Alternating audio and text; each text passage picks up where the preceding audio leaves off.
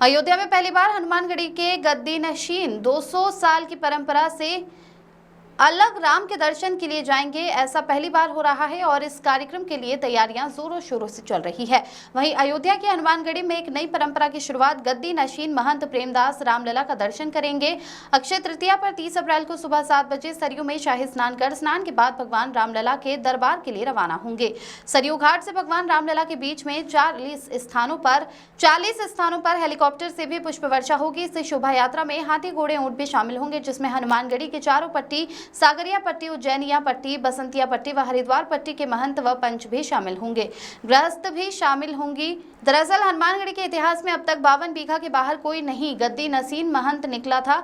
सदियों पुरानी परंपरा तोड़कर एक नई परंपरा को शुरुआत की गई। सागरिया पट्टी के पंच संजय दास का दावा, पिछले 3 महीने से हनुमान जी गद्दी मशीन महंत को कर रहे थे प्रेरित, करे प्रभु रामलला का दर्शन। हनुमानगढ़ी की तरफ से प्रभु रामलला को 56 भोग लगाया जाएगा। वहीं हनुमानगढ़ी के गद्दी नशीन उत्तराधिकारी डॉक्टर महेश दास ने बताया कि शोभा यात्रा में गद्दी नशीन महंत प्रेमदास हनुमानगढ़ी के निशान व छड़ी की यात्रा करेंगे। सबसे पहले गद्दी नशीन महंत हनुमानगढ़ी के VIP मार्ग से निकलकर सरयू तट जाएंगे। सरयू में शाही स्नान करके वापस लौटेंगे। सरयू नदी से लेकर रामलला के दरबार तक 40 जगहों पर पुष्प वर्षा की जाएगी। जो कभी भया नहीं है, यहाँ के जो बड़े महंत हैं गद्दी नसीन जिनको कहा जाता है, या जिनके उसमें हमारे ऊपर कृपा की है हनुमान जी, ये रथ पर बैठ करके और बाजा ब्रास आदि के साथ, निशान के साथ, सभी नागा अतीत हमारे यहाँ के जो संत महंत हैं, जो चलने में सक्षम है वो तो पैदल चलेंगे, या नहीं जो सक्षम नहीं है वो तो अपने अपने वाहन से लोग चलेंगे। और यहाँ से हम सीधे ये बैरिकेटिंग होते हुए, रायगंज होते हुए, राजगोपाल होते हुए हम जाएंगे कच्ची घाट, और वहाँ जा करके सबसे पहले वैदिक के द्वारा सरजू महारानी जी का पूजन होगा। उसके बाद निशान का पूजन होगा। उसके बाद तो फिर हमारा स्नान होगा। स्नान के बाद फिर वहाँ से सब लोग सरजू जी का आचमन लेकर के स्पर्श करके लोग वहाँ से चलेंगे।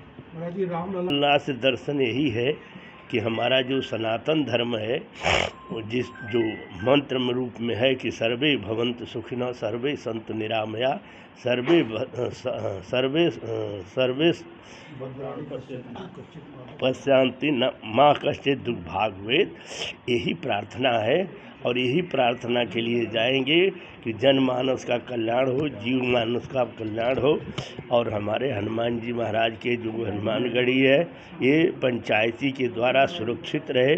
सब नागातीतों का जो मति भ्रम है वो दूर हो जाए और सब लोग एक बन करके। 30 अप्रैल अक्षय तृतीया का पावन पर्व है। उसी दिन सिद्धपीठ हनुमानगढ़ी के मुख्य महंत और श्री गद्दी नसीन बाबा प्रेमदास जी महाराज सरजू स्नान अपने पूरे शाही जुलूस के साथ, चूँकि 52 बीघा के अंदर ही उनका निवास होता है, ऐसा हमारे हनुमानगढ़ी का संविधान है। लेकिन चूँकि रामलला का उत्कृष्ट दर्शन हनुमान जी की प्रेरणा से उनके अंदर में जगी है, इसलिए हमारी यहाँ हनुमानगढ़ी की पंचायत ने निर्णय किया है कि इनको जिस तरह से शाही जुलूस, जैसे राजा निकलते हैं, अयोध्या के राजा हनुमान जी हैं तो उनके प्रतिनिधि के रूप में गद्दी नसीन जी जाएंगे, तो उस तरह से शाही जुलूस, भव्य शाही जुलूस की व्यवस्था यहाँ पर किया जा रहा है। उसके साथ जाएंगे सरजू जी के यहाँ, वहाँ सरजू जी का पूजन होगा और पूजन करके स्नान करेंगे, फिर वहाँ से आएंगे रामलला का दर्शन करेंगे। कौन लोग शामिल? हाँ, लगभग कम से कम हमारे हनुमानगढ़ी के सभी चारों महंत, सरपंच, जितने वरिष्ठ नागातीत सारे पंच, पूरी हनुमानगढ़ी जाएगी साथ में।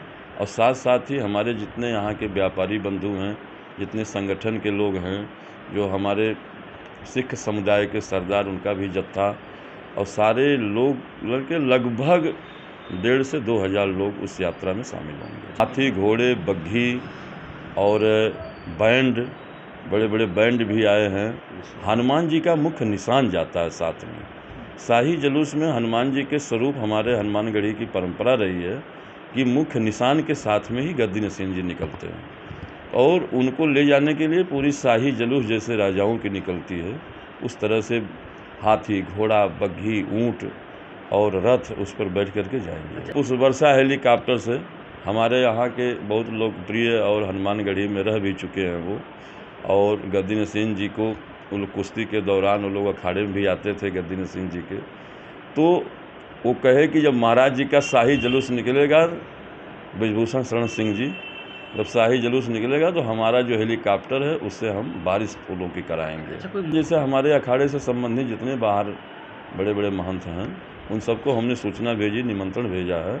उसमें सारे लोग जो है और जो भक्त लोग हैं यहाँ से जुड़े हुए, गद्दी नसीन जी से जुड़े हुए, सारे लोगों को भेजा गया। सब लोग का यहाँ पर मुख्यमंत्री जी से अभी कोई ऐसी बात नहीं हो पाई है इस विषय में, तो इसलिए अभी उनका मतलब नहीं है प्रोग्राम इसमें। जुलूस यहाँ से 7 बजे प्रातःकाल प्रस्थान करेगा हनुमानगढ़ी निकास द्वार से, और वहाँ पहुँचेगा लगभग 10 साढ़े 10 बजे। हम लोग रामलला के दर्शन का प्लान मैंने वहाँ बनाए हुए। कहाँ पर? रामलला भी ट्रस्ट से हमारे चंपत राय जी से भी मीटिंग हुई है कल। वहाँ पर महाराज जी को बोले हैं कि महाराज जी की जो गद्दी जिस पर बैठते गद्दी लगेगी, रामलला के यहाँ बैठेंगे और दर्शन पूजन करेंगे।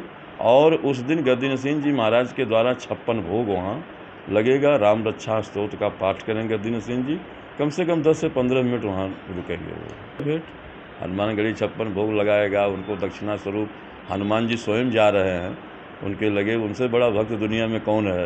वो तो सब कुछ समर्पण कर दिए हैं अपना, तो हनुमानगढ़ी सब कुछ समर्पण करती है। लोगों से कहना चाहेंगे कि ये जो यात्रा निकल रही है, ये राम जी की, हनुमान जी की कितनी भावना, उत्कृष्ट भावना सेवक की थी कि वो यहाँ रह नहीं पाए बैठ करके, वो भी अपने प्रतिनिधि के रूप में गद्दी नसीन को भेज रहे कि जाओ रामलला के चरणों में समर्पण करो हमारे तरफ से। इसलिए सभी को ये संदेश लेना चाहिए कि हनुमान जी के त्रेता युग में ज़रूर थे राम जी, लेकिन आज भी पुरातन यहाँ जो हनुमान जी जो विराजमान हो रहे, रामलला विराजमान, इस साक्षात त्रेता युगीन ये सारी छवि यहाँ पर है।